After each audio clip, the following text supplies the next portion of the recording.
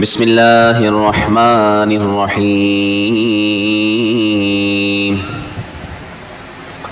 الا ان اولیاء اللہ لا خوف علیہم ولا هم يحزنون۔ آج 12 جولائی سن 2024، 5 محرم الحرام 1446 سنہ ہجری، اسلامی سال کا آج یہ پہلا جمعۃ المبارک ہے، اور یہ مہینہ جس طرح ایک تاریخ اسلام کے عظیم الشان واقعے سے منسوب ہے، جبکہ آج کی جو تاریخ ہے 5 محرم، یہ ایک اللہ کے نیک بندے، بہت بڑے ولی، جنہیں دنیا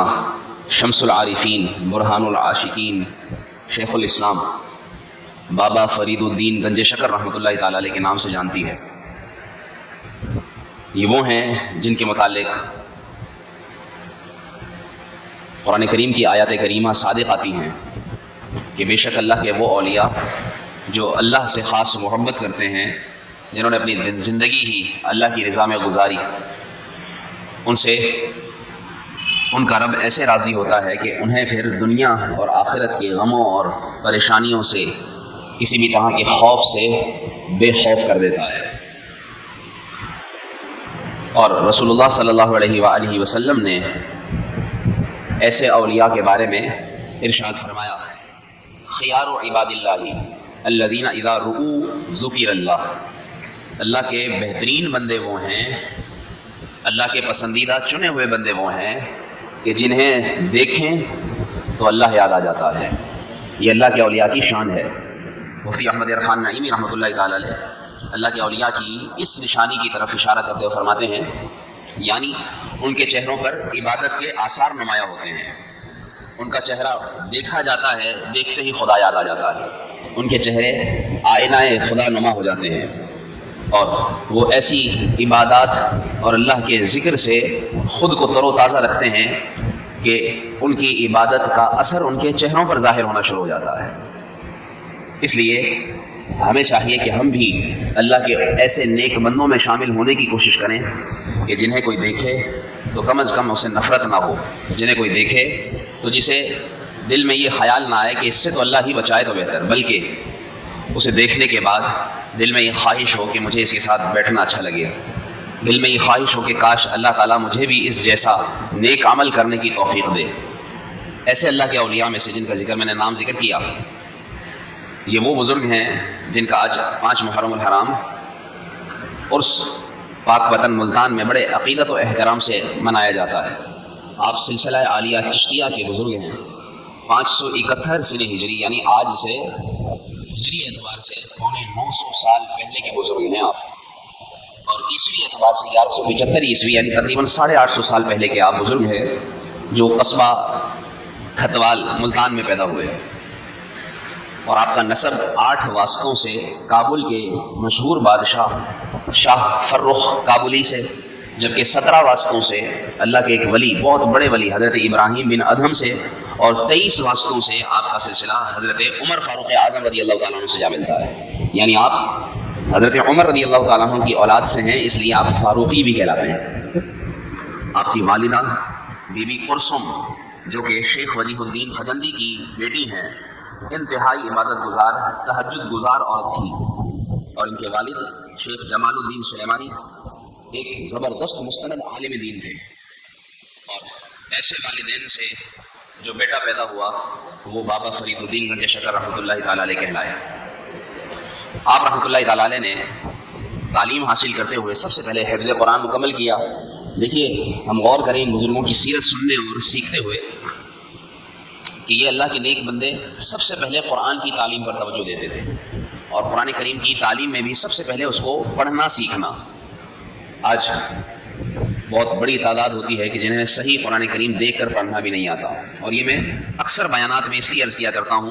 کہ ہم کوشش کریں کم از کم دیکھ کر قرآن صحیح پڑھنا تو سیکھیں، اور جسے صحیح قرآن کریم پڑھنا نصیب ہو جائے پھر اسے اللہ کرے کہ تلاوت کی سعادت بھی ملے، کہ وہ قرآن کو پڑھے بھی۔ کسی کو پڑھنا آتا ہے لیکن وہ پڑھتا نہیں، اور جس کو پڑھنا آ جائے، جس کو پڑھنے کی توفیق مل جائے، پھر وہ اسے سمجھے بھی۔ مسلمان قرآن کریم کی تلاوت کرے، کثرت سے کرے، جس طرح ماہ رمضان میں بہت سے لوگ کثرت سے قرآن کی تلاوت کرتے ہیں لیکن اسے سمجھتے نہیں ہیں۔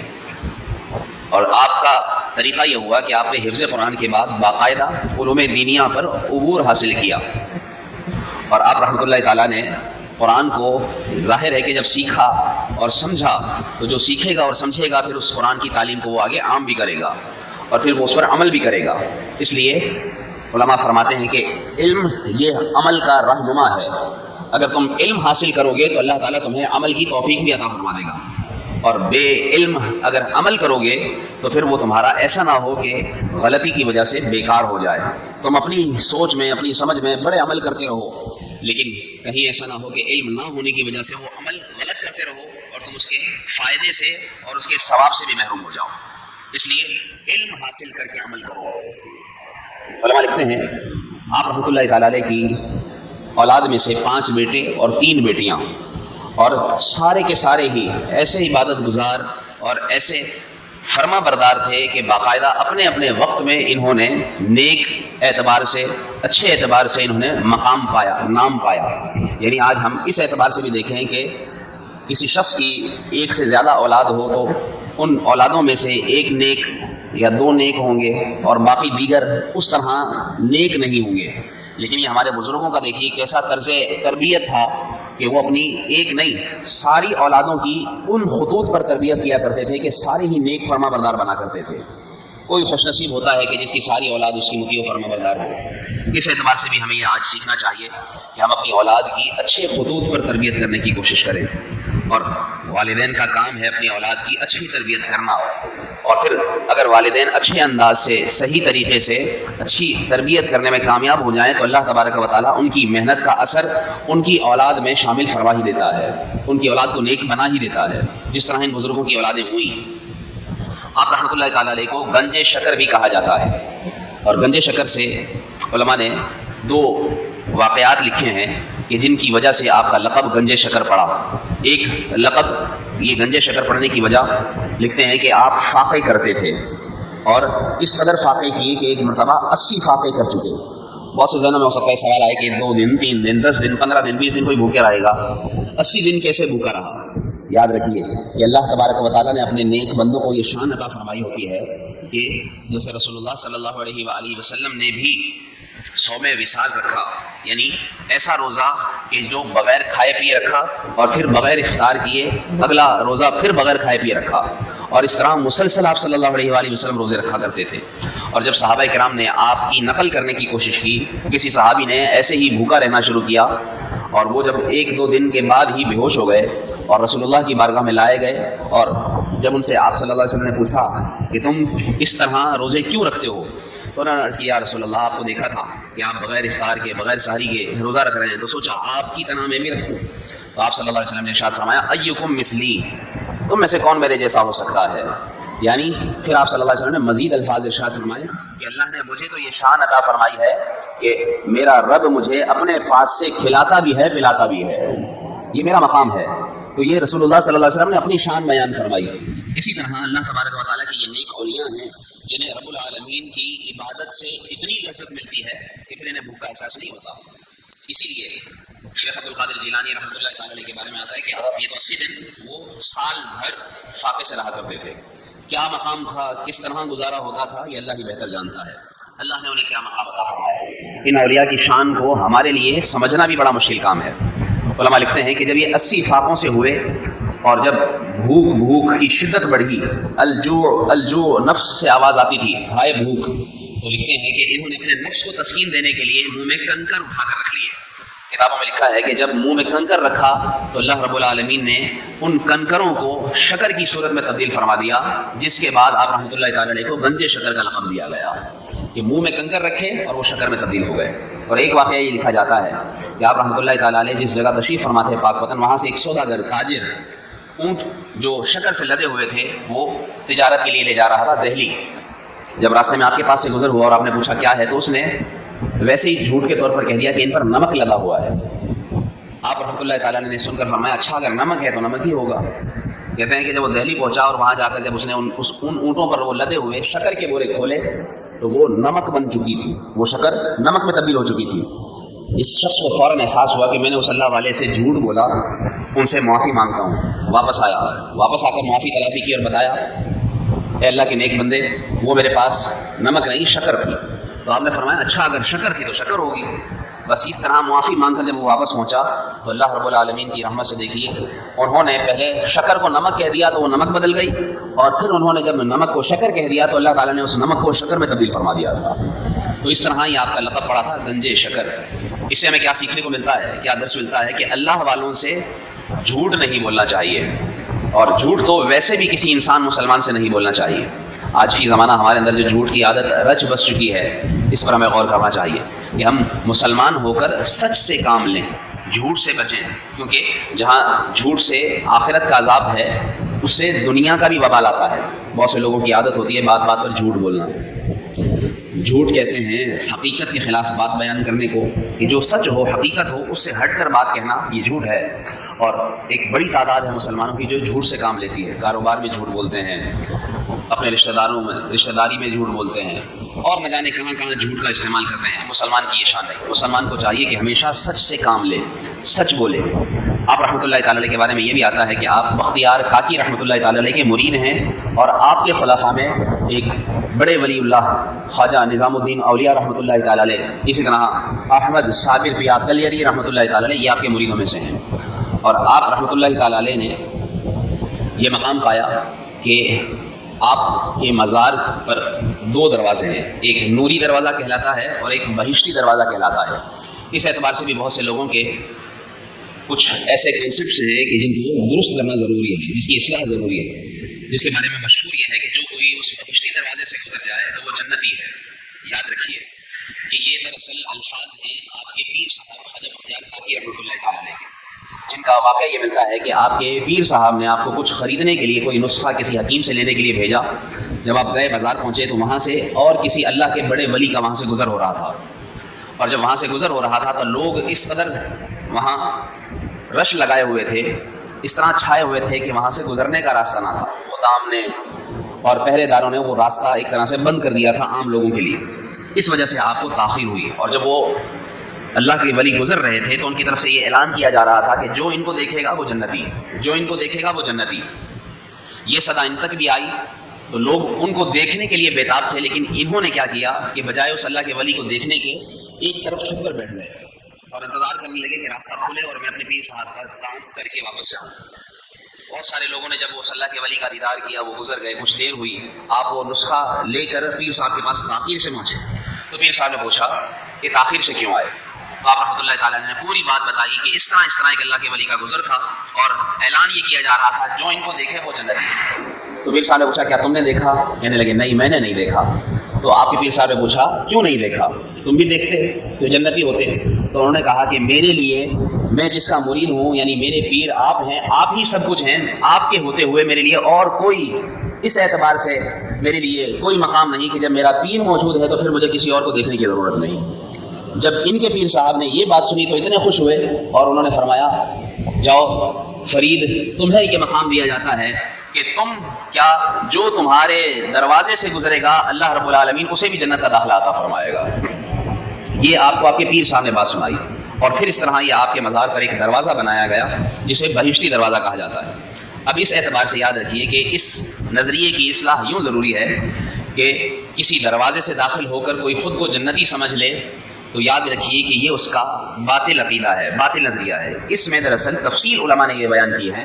کہ جب کوئی شخص کسی ایسے دروازے سے، جنتی دروازے سے گزرے تو ساتھ میں وہ اپنے اعمال کی بھی اصلاح کرے، ساتھ میں وہ توبہ تائب بھی رہے، فرائض کی بھی پابندی کرے، اور پھر اللہ سے یہ دعا کرے کہ یا اللہ تو مجھے یہ توفیق دے کہ میں جنتیوں والے اعمال بھی کرتا رہوں۔ اور علماء فرماتے ہیں، مفتی احمد خان نعیمی نے لکھا کہ جو اس نیک بندے کے اس بہشتی دروازے سے گزرتا ہے، یہ نہیں کہ وہ گزرتے ہی جنتی ہو جاتا ہے، مطلب یہ کہ اللہ تعالیٰ اس کو سچی توبہ کی توفیق عطا فرما دیتا ہے، اور سچی توبہ کے بعد اللہ تعالیٰ اسے نیک اعمال کی توفیق بخشتا ہے، جس کے ذریعے وہ ایسے اعمال کرتا ہے کہ اللہ تبارک و تعالیٰ اسے اس کے اعمال کی وجہ سے جنت کا داخلہ عطا فرما دیتا ہے۔ تو اس لیے یہ سوچ، یہ سمجھ ذہن میں بٹھا لیجئے کہ فقط اس دروازے سے گزرنا ہی داخلہ جنت کا سبب نہیں ہوگا، بلکہ اپنے اعمال کا عمل دخل بھی انتہائی اہم ہے۔ ہاں سبب اور ذریعہ ضروری ہے، کیونکہ جب کوئی اس دروازے سے گزرتا ہے 10 محرم کو وہ دروازہ کھولا جاتا ہے اور مسافروں کی ایک بڑی تعداد وہاں پہنچتی ہے، وہاں اس دروازے سے گزرنے کے لیے طویل لائنیں لگتی ہیں، یعنی اگر کوئی شخص اس قطار میں کھڑا ہو جائے تو شاید اسے کئی گھنٹے انتظار کرنے کے بعد اس سے گزرنا نصیب ہوتا ہے، بڑی بھیڑ ہوتی ہے۔ 10 محرم الحرام کو اس دروازے کو کھولا جاتا ہے۔ تو الغرض یہ وہ اللہ کے ولی ہیں کہ جن کے اس دروازے کو یہ مقام عطا کیا گیا۔ آپ رحمۃ اللہ تعالیٰ نے جو ملفوظات ارشاد فرمائے بابا فرید الدین نجاشی رحمۃ اللہ تعالیٰ نے، آپ نے یہ ارشاد فرمایا کہ سب سے پہلی بات کہ درویشی پردہ پوشی کا نام ہے۔ بہت سے لوگ درویش بنے پھرتے ہیں کہ جی میں اللہ کا ولی اور میں پیر اور میں جو ہے ملنگ، اس طرح سے اپنے آپ کو لوگوں کے سامنے نیک ظاہر کرتے ہیں اور وہ نیک ظاہر کر کے دوسروں کے عیب اچھالتے پھرتے ہیں۔ آپ نے فرمایا درویشی سب سے پہلے یہ ہے کہ اگر کسی نے خود کو درویش بنانا ہے تو وہ لوگوں کے عیبوں پر پردہ ڈالنا شروع کرے، وہ لوگوں کے عیب چھپائے، اسے ڈھکے، لوگوں کے سامنے عزتیں اچھالتا نہ پھرے۔ کتنے لوگوں کی عادتیں ہوتی ہیں کہ وہ دوسروں کی عزتیں دوسروں کے سامنے کھولتے پھرتے ہیں، عیب کھولتے پھرتے ہیں، اور اگر اسے کوئی کسی کی برائی پتہ چل جائے تو بتاتے پھرتے ہیں کہ اس نے یہ عیب کیا ہے، اس نے یہ برائی کی ہے، اس نے یہ غلطی کی ہے۔ تو مسلمان کا کام یہ ہونا چاہیے کہ مسلمان اپنے مسلمان بھائی کے عیبوں پر پردہ ڈالے۔ آج کے درس میں یہ سیکھیے۔ آپ رحمۃ اللہ تعالیٰ نے ارشاد فرمایا جب کوئی دنیا کی لذت اور کھانے پینے کا شوقین ہو جاتا ہے تو اس پر غفلت طاری ہو جاتی ہے اور اس پر حرص غالب آ جاتی ہے۔ آج دیکھیے لوگوں کو شوق بن چکا ہے، کھانا پینا بس اسی کے شوقین ہیں، دنیا کی محبت میں اس طرح گم ہے کہ پھر وہ اس کے غلبے کی وجہ سے اس طرح غفلت کا شکار ہوتے ہیں کہ وہ نمازوں سے بھی غافل ہو جاتے ہیں، ایسے غفلت کا شکار ہوتے ہیں کہ پھر وہ ہوا و حرص کے ایسے مغلوب بندے بن جاتے ہیں کہ پھر بس ان کا نفس جو مطالبہ کرتا ہے وہ اپنی خواہش پوری کرنے کی کوشش کرتے ہیں، اپنی خواہشات کو اللہ کی رضا کے تابع نہیں کرتے بلکہ شیطان کے تابع ہو جاتے ہیں۔ تو علماء نے فرمایا آپ کا یہ قول سچا آتا ہے کہ جو ہر وقت بس کھانے پینے کے شوق میں لگا رہے ایسا شخص غالب ہو جاتا، غفلت کا شکار ہو جاتا ہے اور غفلت اور حرص سے مغلوب کر دیا جاتا ہے۔ آپ نے فرمایا بہت خوبصورت ارشاد، آپ نے فرمایا لوگوں کو علم کا درجہ اگر پتہ چل جائے تو وہ سب کچھ چھوڑ کر علم حاصل کرنے میں لگ جائیں، کیونکہ علم ایک بادل ہے اور اس بادل سے اللہ کی ایسی رحمت برستی ہے کہ جو اس بارش میں نہاتا ہے اللہ تعالیٰ اسے گناہوں سے پاک فرما دیتا ہے۔ اب ہم غور کریں کہ ہم کتنا علم حاصل کرتے ہیں، کتنی بڑی بات ہے کہ کسی کو پتہ چل جائے علم کا درجہ کیا ہے، وہ سب کچھ چھوڑ دے علم حاصل کرنے میں لگ جائے۔ تو اس طرح ہمیں علم کی اہمیت کا اندازہ لگانا چاہیے، جتنا علم جو علم جہاں سے ملنے کی ہمیں امید ہو، جہاں سے ہم حاصل کر سکیں حاصل کریں۔ پہلے ہوتا یہ تھا کہ بہت سے لوگ مسجد میں جاتے تھے، مسجد کے امام سے یا کسی عالم دین کے پاس بیٹھ کر دین کا علم حاصل کرتے تھے، اس سے کہتے تھے کہ ہمیں اس بارے میں کچھ بتائیں، اور صرف یہ نہیں کہ مسئلہ پیش آیا اور پھر پوچھا، بلکہ مسلسل حصول علم کے لیے وہ آنا جانا معمول میں شامل رکھتے تھے۔